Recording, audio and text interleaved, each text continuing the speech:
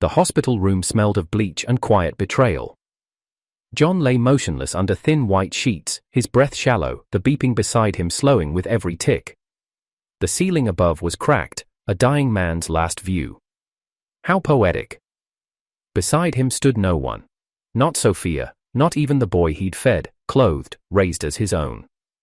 He remembered changing that boy's diapers while Sophia whispered on the phone with Ryan behind locked doors. He remembered skipping meals so the child could eat better. He remembered working overtime to buy a new school bag, only to hear the boy say, "Ryan bought me a better one already." He remembered everything, and in the end, none of them came to say goodbye. Until the door creaked. Sophia entered. The child stood beside her, arms crossed, face twisted in impatience. She didn't look at John with love, only duty. The boy spoke first. "Where's the bank book?" John blinked, his throat burned, his pulse flickered. He looked him straight in the eye and rasped, "Get out." Then the world went black. But darkness didn't last. The next thing John heard was the distant clatter of metal machines. The muffled voices of factory workers. His body jolted, he sat upright, heart pounding. He was no longer in a hospital bed, no IV, no beeping monitor. He was back in the factory dormitory, 2 decades younger, his calloused hands unwrinkled, no scars, no pain. Outside the dorm, the early morning bell rang. "No," he whispered. His voice was firm, whole. He scrambled to the mirror nailed above the sink. The face that stared back at him was younger, untouched by betrayal, but the eyes, they were still the same, wiser, colder. A knock at the door. "John," came the voice of the factory supervisor. "Come sign your voluntary resignation." Ah, this moment. He remembered begging last time, pleading to keep the job so Sophia wouldn't leave him. So he could stay worthy of her. But now? Now he stood, smoothed his old factory jacket, and walked to the door. The supervisor blinked. You're ready to sign?" John gave a faint, amused smile. "I've already wasted one life here, not again." He signed the paper in silence, took the layoff notice, and walked out into the gray morning. Sophia would try to look righteous. Ryan would flaunt his education and charm. And that child, he wasn't John's burden anymore. The wind blew cold as John stepped onto the factory road, but inside, his chest was warm. He didn't need to scream, didn't need to fight, he would simply walk away. And this time, he'd let them rot, together. John wasn't the kind of man people noticed. In the dim light of the factory floor, his figure blended into the machinery, sturdy, reliable, silent. He didn't talk much, didn't drink, didn't brag. While the others joked and smoked during break time, John tightened bolts and wiped grease from aging gears. The other men laughed behind his back. "Guy works like he owns the place. He's just trying to impress Sophia again. Pathetic." Everyone knew the story. Sophia, glamorous, college-educated, the only woman in town who wore pressed skirts and silk blouses to morning meetings, was John's fiancée. Technically. In practice, Sophia belonged to Ryan. Ryan had been gone for years, studying abroad on some government scholarship, but even in absence, he was untouchable. Tall, well-spoken, dazzlingly dressed even in high school. The kind of man who knew poetry, who could dance, who made women blush without trying. While John had been learning to weld pipes, Ryan had been writing Sophia love letters from Prague and Paris, and Sophia, of course, kept them all in a velvet box. Everyone in the factory had seen her read them under her desk during slow afternoons. Still, on paper, Sophia was engaged to John. Their mothers had arranged it years ago, back when John's parents were still alive, back when he still had a name people respected. But then the fire took the house, and cancer took his father, and debt took everything else. All John had left was his body and the factory that paid him by the hour. Sophia never broke off the engagement. She didn't have to, she simply treated it like a formality, a placeholder. She never lived with John, she barely acknowledged him outside of official dinners or when her mother asked. But John remembered when she used to smile at him. Back in school, before Ryan appeared, she'd run after him in the rain, giggling and tugging at his sleeve. "Don't walk so fast," she'd say. "I'm not wearing boots." John had thought, foolishly, that those moments meant something, that if he worked hard enough, stayed loyal enough, made enough money, Sophia would come back. He spent 10 years believing that. Until now. After signing his layoff papers, John didn't go home. He didn't return to the dorm or to the cafeteria where the factory hands would ask questions with smirks hidden behind concern. He walked through the alleyways instead, where red brick walls trapped the morning cold and laundry lines crisscrossed overhead like veins. Outside a corner store, Deborah stood arranging eggs into wooden crates. She worked part-time at the shop her uncle owned, Sophia's uncle too, though you wouldn't know it from how Sophia ignored her. Deborah was the cousin nobody mentioned, soft-spoken, always watching, hair tied back, hands calloused, her face always smudged with flour or ink. She saw John and paused, brushing her palms on her apron.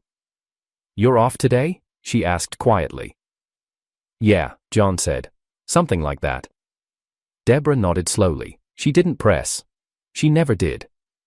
"I made soup," she said. "It's still hot." John hesitated. Deborah looked away before he could answer. "It's okay if you're busy. I'll take a bowl," he said.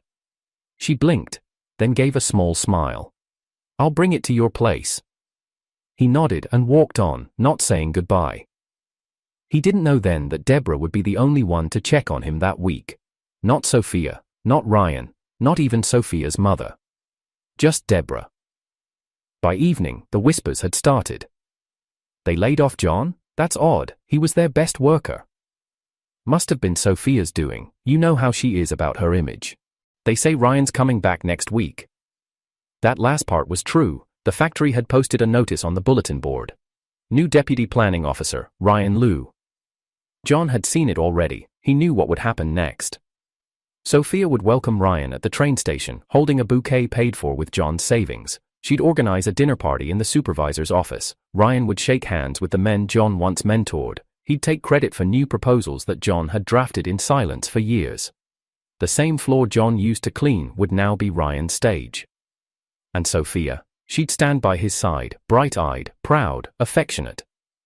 John once thought that would break him, but now he just felt still, hollow. The kind of stillness that comes before transformation. That night, as John returned to the dormitory, he saw the first light flickering from the room next door. Sophia's heels clacked against the wooden corridor. She was humming, her perfume was sharp, foreign. Ryan must have arrived early. John opened his door, closed it, and locked the bolt. He looked around the room, bare walls, a chipped table, a calendar from 3 years ago. On the bottom shelf were 2 unopened dress boxes. He had bought them for Sophia. She never wore them, never even touched them. He opened one box. The dress was still pristine, sky blue silk, lace trim, fitted waist. John smiled faintly, not with sadness, with clarity. He took the dress out, folded it, and placed it into a bag. He had no more use for memories. Tomorrow, he would take it to the market and sell it. He'd use the money to buy fabric, or maybe raw materials. He remembered a trend from his past life, how fitted shirts had exploded in popularity during the spring. Demand had outpaced supply. He had been too late back then, but not this time. This time, he had foresight, and no attachments. In the room next door, laughter rang out. Sophia's voice was airy and soft, Ryan's voice was smooth and smug. John sat down, opened a blank notebook, and began to write. Numbers, margins, vendor locations, timeline predictions. His pen moved quickly, steadily. Outside his window, the factory horn blew for night shift. John didn't look up. The factory called it downsizing. A neat little term, printed in bold letters at the top of John's termination form, the kind of word meant to soften a knife before it went in. But John knew the truth. This wasn't about the factory's finances, it was about Sophia. It always had been. He stood in the supervisor's office, same gray walls, same crooked clock, same forced sympathy in the man's eyes. "You're a smart worker, John," the supervisor said, not meeting his gaze. "This wasn't my decision." John said nothing. The supervisor shifted. "We're retaining Ryan Liu. He'll be stepping into a planning role, with his education and background, you understand." John didn't answer. Because he already knew. Ryan had returned from abroad only a week ago, but Sophia had been preparing his seat for months, organizing his reference letters, whispering in boardroom corners, offering suggestions masked as strategy. The same Sophia who hadn't visited John's dorm once in the past year, now handed Ryan hot lunches during his breaks. John had seen it with his own eyes, stainless steel tiffins, neatly wrapped in cloth. He was the one who had bought those containers, with his overtime pay. John reached for the pen on the desk. The supervisor hesitated. "You don't have to sign it now, John. Maybe talk to Sophia, she might." John signed. "Good luck," he said with a flat smile. "You'll need it." When he returned to his room, Sophia was waiting. She was perched on the wooden stool beside the window, legs crossed, arms folded, expression unreadable. Her hair was pulled back in a sleek twist, gold earrings, light makeup. She looked like she belonged to another world. Maybe she did. "You signed it?" she asked. John placed the paper on the desk. "I did." Her lips curved slightly. Not guilt, relief. "You're being mature," she said. "Really, John, I'm glad you're taking this like a man." He sat without answering. She watched him for a moment, then rose and walked to the window. "You know," she began softly, "things are changing, the factory's unstable, layoffs are going to continue. Ryan, he has a vision, he wants to start his own business one day, he just needs time." John's eyes flicked toward her. "And money." Sophia's smile sharpened. "Yes, and support, which I've been giving him."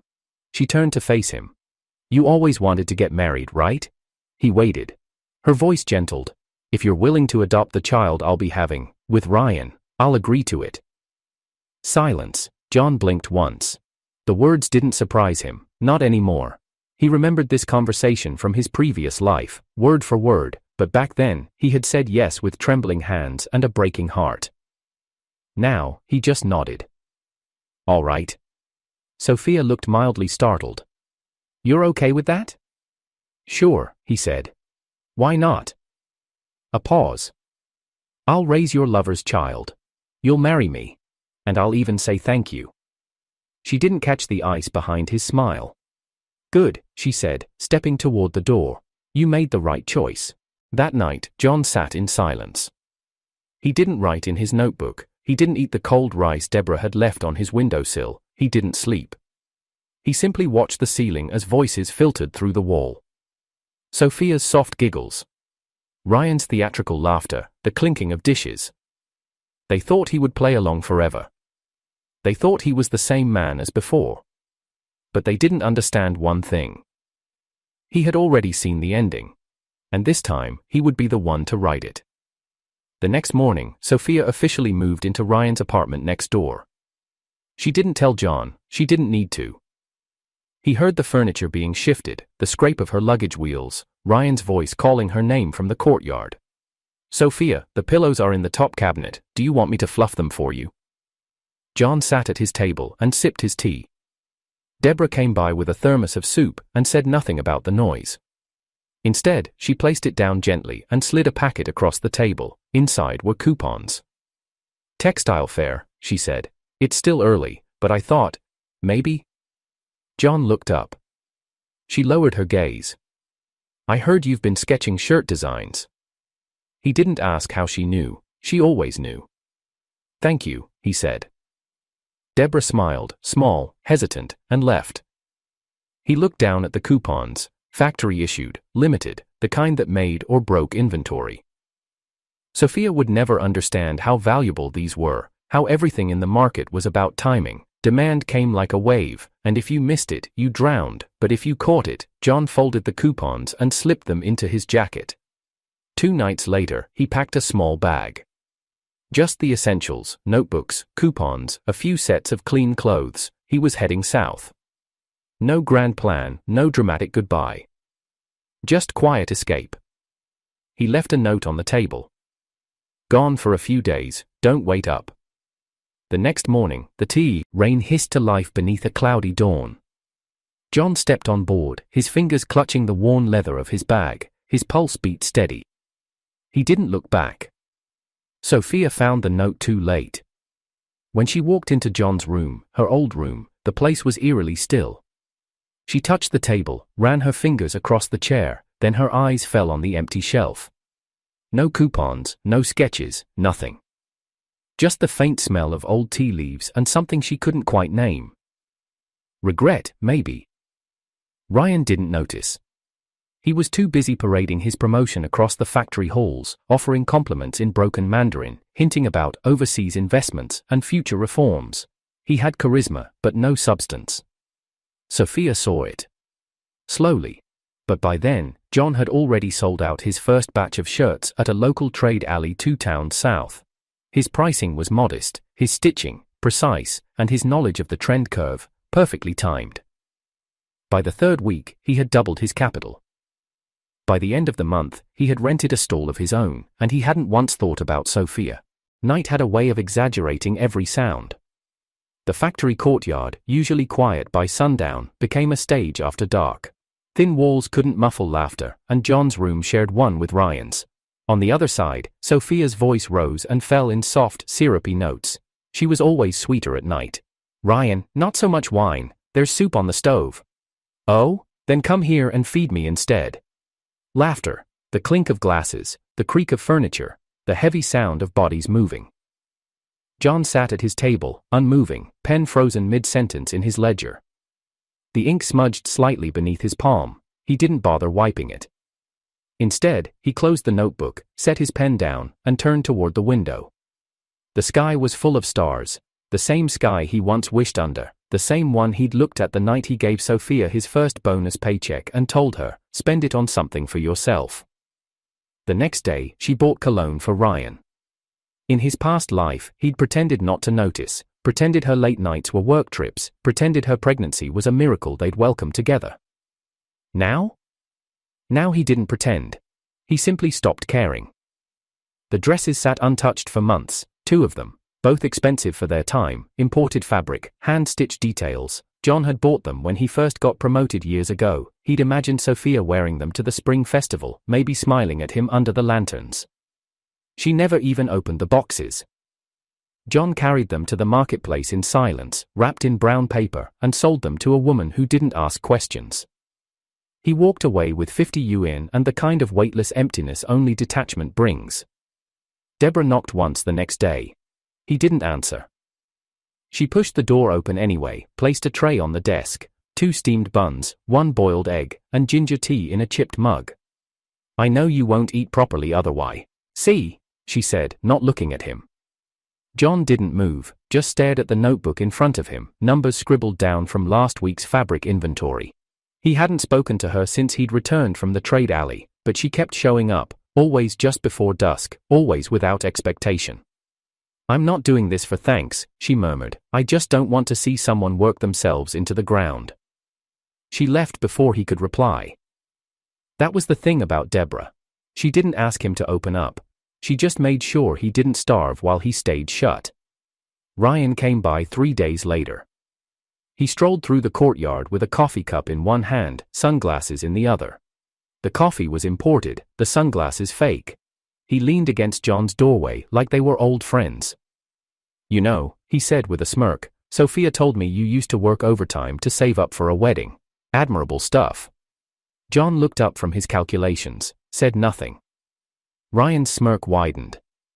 "But come on, man, you're smart enough to know you never really had a shot, right? I mean, look at you. Same jacket for 3 years, same room, same notebook. You live like a monk." He laughed. John didn't. Instead, he stood slowly, folded the cloth of his inventory ledger, and placed it on the shelf. "I live quietly," he said, voice even. "That's different." Ryan shrugged. "Call it what you want. Just don't expect Sophia to admire your aesthetic." John's mouth twitched. It might have been a smile, might have been something colder. "I don't expect anything from anyone anymore," he said. And with that, he closed the door in Ryan's face. Behind that door, his ledgers were growing. He had just completed his 3rd batch of fitted shirts, lightweight cotton, patterned collars, modern cuts, and the local shops had started calling. Word was spreading. The quiet man near the factory. His clothes fit better than the big brands. John didn't advertise, he didn't haggle, he didn't talk. He just delivered. Every yuan went back into the business. Every order sharpened his margins. Every mistake taught him a new calculation. He kept receipts in chronological order, stitched fabric samples to the back of every page, and memorized pricing trends like gospel. His hands had stopped shaking. His nights were full, but not with dreams of Sophia. With plans. Meanwhile, Sophia's laughter became less frequent. Some nights, she didn't return at all, others, she slammed cabinets. Ryan's voice grew louder, angrier. Once, John heard a crash, then silence. He didn't ask, didn't care. Not anymore. But he did keep the train schedule taped above his bed. The southbound express left every Thursday at 6:15 a.m. One ticket, third-class seat, his name reserved but unclaimed, for now. One morning, Sophia appeared at his door. Hair unkempt, face bare, no makeup, she didn't knock, just walked in. John was packing new product samples into cloth bags, preparing for a vendor meeting 2 towns over. She stood there watching him for a long time before speaking. "You haven't said anything." John folded a shirt. "About what?" "You know what." He looked up. Her eyes were tired. She looked older. The silk gloss was gone. "You're not even going to ask if I'm okay?" she snapped. John shrugged. "You're not my responsibility." That hit her harder than yelling ever could. Her breath hitched. "I just thought we were still friends." "We weren't," he said quietly. "We were a placeholder, for you, I mean." She blinked. "You don't believe I loved you?" "I believe you loved being worshipped." Silence. Then she laughed bitterly. "You think you're above us now?" John tilted his head. "No. I just think I was buried too long under you." He zipped his bag. Sophia didn't follow him out. Later that week, Deborah left a folded note with John's dinner tray. It wasn't long. "You don't have to talk, but I see you, and I hope one day you let yourself rest."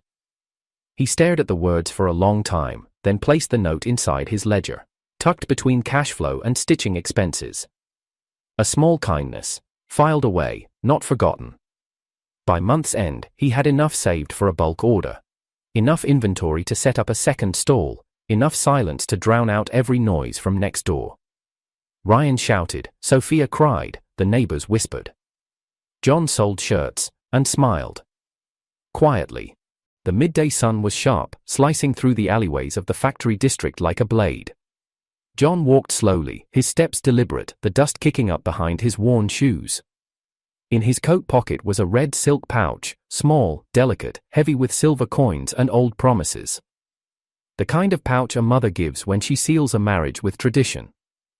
A pouch Sophia's mother had pressed into his hands 5 years ago, full of hope. He was returning it. Sophia's mother, Madame Lynn, lived 2 blocks east, in a sturdy courtyard home filled with rosewood furniture and fading family photographs.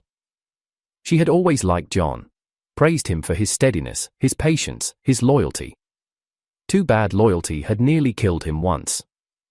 She welcomed him in with surprise. John, what a nice surprise. You came to talk about the wedding, didn't you? Sophia said you've been working a lot. Poor girl, she's been planning everything alone. John didn't sit. He pulled the pouch from his pocket and placed it gently on the table. Madame Lynn's face changed. What's this? I'm here to return the engagement gift, he said, voice calm. I won't be marrying Sophia. The air dropped 10 degrees. She stared at him as if he'd suddenly started speaking another language. Is this a joke? No. Did Sophia say something? Did Ryan? It's not about them, he cut in. It's about me. I've decided not to marry her. Madame Lynn's hands trembled slightly as she touched the pouch. You've been together since you were children. We were engaged by arrangement, he said, not by choice. She sat down heavily, the chair creaking. John, you've always been family. He gave a faint smile. That's what makes this hard, but I can't do it anymore. I don't want to be someone's obligation. Madame Lynn looked at him long and hard. Her face softened, grief, not anger. I see, she said quietly.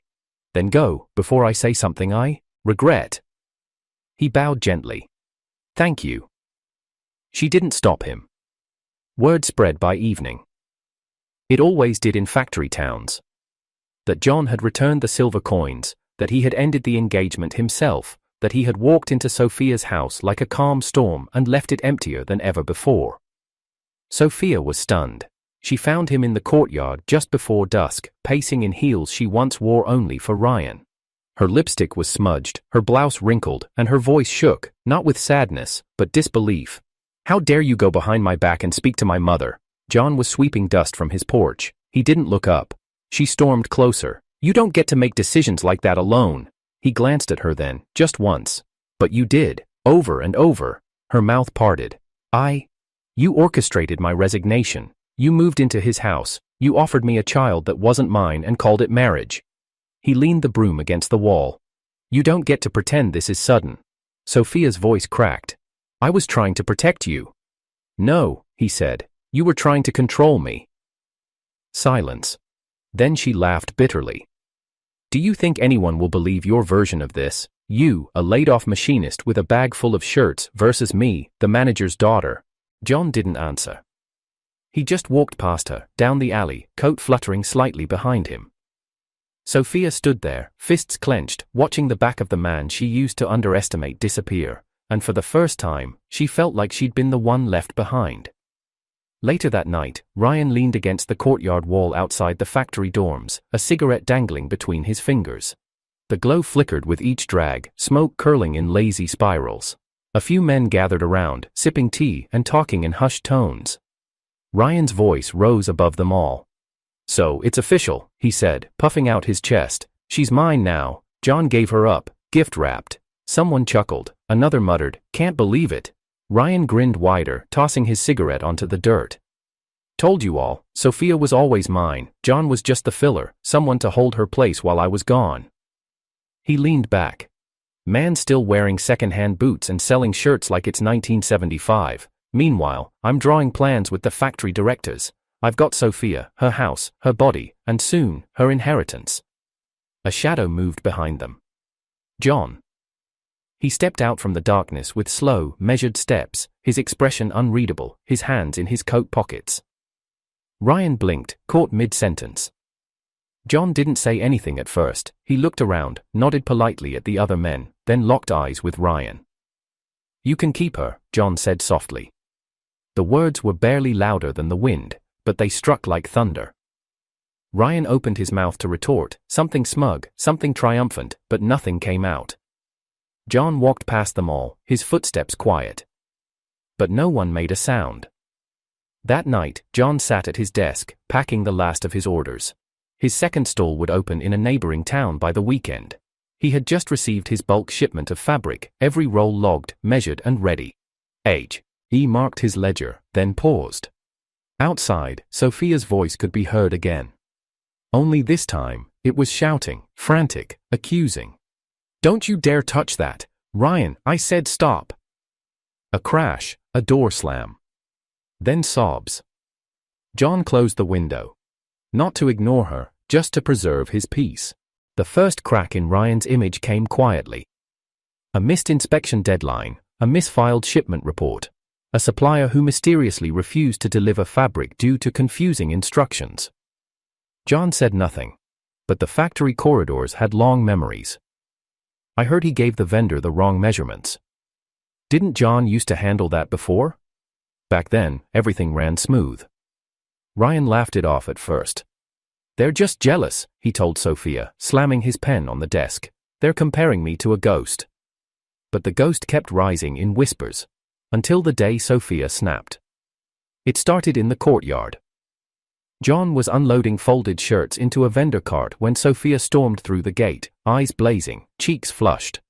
"You," she hissed, jabbing a manicured finger in his direction. "You've been feeding rumors to the factory managers, haven't you?" John didn't even pause. He placed the last shirt in the crate, straightened, and calmly closed the lid. "You're afraid of losing what you stole," he said. "That's not my fault." Sophia's jaw tightened. "Don't act righteous. You've been lurking around, watching us, just waiting for a chance to humiliate him." John finally turned to face her, expression blank. Ryan humiliated himself. A crowd was gathering now, factory workers pretending to sort tools, a few supervisors pausing mid-step, Deborah standing just behind the vendor cart, hands folded, silent. Sophia's voice rose. You think you're clever, don't you? Turning people against him with that quiet face of yours. No one even believed in you until recently. Don't forget who tolerated your presence for 10 years. John's mouth curled into something that wasn't quite a smile. You tolerated me? He said. That's rich. You used me like a mop, silent, necessary, and disposable. Sophia's face turned red. You're a monster. John stepped closer, his voice low. No, I'm just the man you never saw. The silence was pierced by Ryan's arrival, swaggering in with his usual cocky grin. What's going on?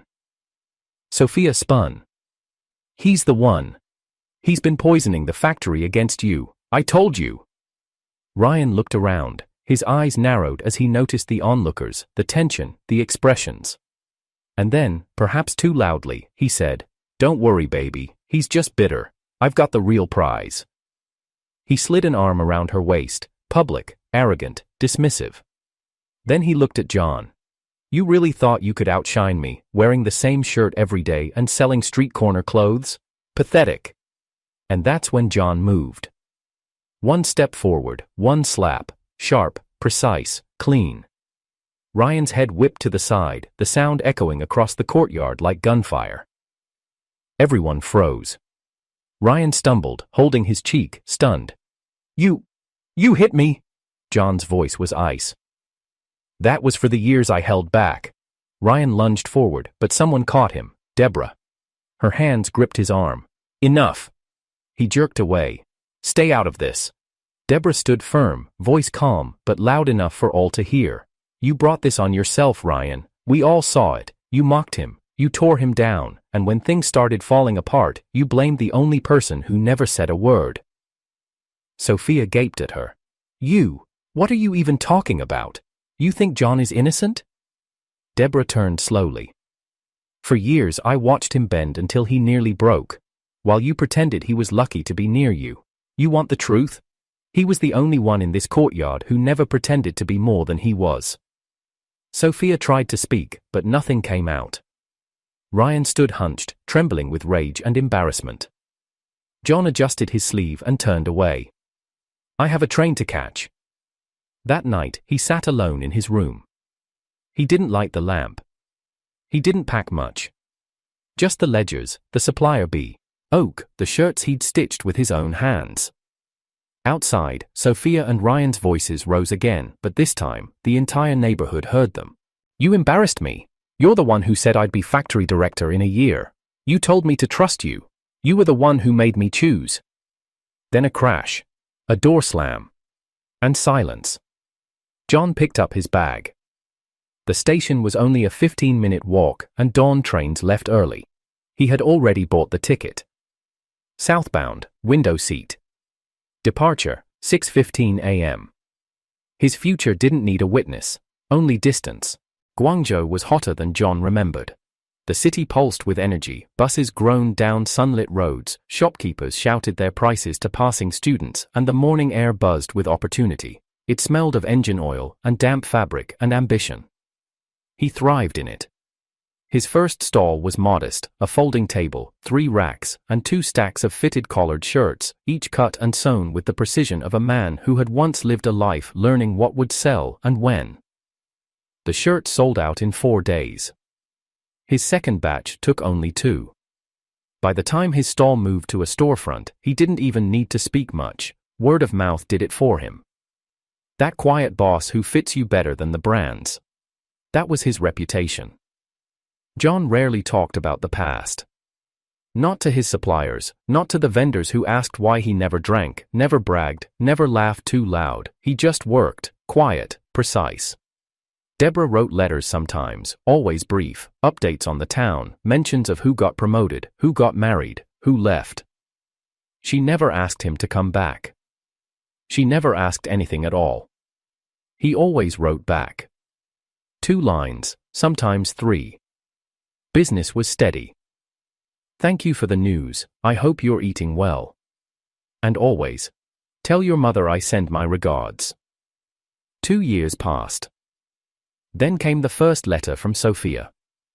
It arrived with his morning inventory manifest, neatly placed, pale pink envelope, her handwriting still elegant. He opened it while sipping hot soy milk, expecting a bill or supplier change. Instead, "John, I miss you. I think about you every day. I know I didn't treat you right, but I see it now. You were the only one who ever stayed. I made mistakes. Ryan and we're not the same anymore. He's angry, he drinks. I wish I'd never let you go. Please write back. Sophia." John read it once, then folded it, dropped it into the trash can beside his desk. And then Id went back to work. The second letter came 3 weeks later. This one wasn't from Sophia. It was from Deborah. "Sophia is dead. It happened 2 nights ago. The neighbors say they heard shouting. Ryan had been laid off for months, started gambling. Sophia had tried to leave. She even told her mother she was coming to see you. She never made it. He killed her in the kitchen with a butcher's knife, then jumped from the rooftop. It's all over the papers." Deborah. John didn't flinch. He didn't drop the letter, didn't curse, didn't close his eyes. He simply picked up his spoon and finished his congee. Then he answered his first supplier call of the morning. Later that day, he pulled out an envelope from the bottom drawer. Wrote a note on clean letterhead. "For the kindness I remember." And placed a stack of bills inside, several months' worth of wages. He mailed it to Madam Lin. No return address. A month passed, then 2. Deborah's next letter was brief. They buried her without ceremony. Her mother moved away. No one mentions it anymore. John never replied.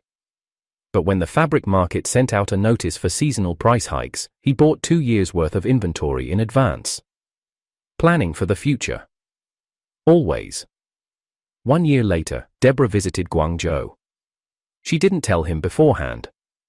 Just showed up at his storefront, holding an umbrella, her clothes dusty from travel. John looked up from the ledger, their eyes met. She smiled. He nodded once. "You're late." She laughed. "I missed the first train." He stepped aside, gesturing to the stool near the sewing station. "Hungry?" She nodded. They married 2 winters later. Quietly, no ceremony, no guests. Just a visit to the registration office, a shared meal, and a small silver ring. John built a second store, then a third. His business became known throughout the South for precision, discretion, and silence. No one knew about the life he once lived. He preferred it that way.